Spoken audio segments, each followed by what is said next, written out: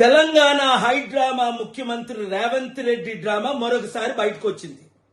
మొన్నే కదా అల్లు అర్జున్ సంధ్యా థియేటర్ దగ్గర రేవతి చనిపోవడం చాలా దుర్ఘటన, ఆయనే మర్డర్ చేయించాడని అలాంటి కేసులు ఒక హోమ్ మినిస్టర్గా ముఖ్యమంత్రిగా పెట్టించి ఫోన్ కాల్లు చేయించి ఆయనే అరెస్ట్ చేయించాడని మనం న్యూస్ లో చూసాం.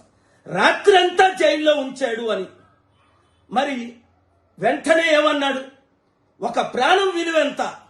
అబ్బా తమ్ముడు, మరి నువ్వే కదా అన్నావు మేము బెనిఫిట్ షోలకు పర్మిషన్ ఇవ్వం, టికెట్ల రేట్లు పెంచమన్నావు. మరి ఇప్పుడు చిరంజీవి కొడుకు ఏదో సినిమా వచ్చిందట కదా, గేమ్ చేంజ్ ఏదో, మరి దానికి నువ్వు టికెట్ల రేట్లు ఎలా పెంచావు? బెనిఫిట్ షోలు ఎలాగిచ్చావు? రోజుకి 4 నుంచి 6. నీకు తెలంగాణ ప్రజల వైపు చిత్తశుద్ధి ఉంటే రాత్రి 3-4 గంటలకి షోలు పెట్టుకోమని పర్మిషన్లు ఇచ్చేవే, దమ్ముంటే క్యాన్సిల్ చేయి. ఏ నీకు 100 కోట్లు 1000 కోట్లు డీల్ ఇచ్చారా? ఇప్పుడు ప్రజలు, తెలంగాణ ప్రజలు నీకు కనిపించట్లేదా?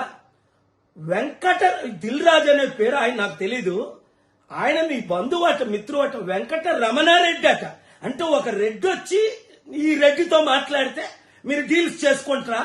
తెలంగాణ ప్రజలారా, తెలుగు ప్రజలారా, చిత్తశుద్ధి ఉన్నవారంతా రేవంత్ రెడ్డి ముఖ్యమంత్రిగా ఉంటుండగానే తెలంగాణ సర్పంచులను చిత్తుగా కాంగ్రెస్ తరఫున పోటీ చేసిన వాళ్ళు ఓడిద్దాం.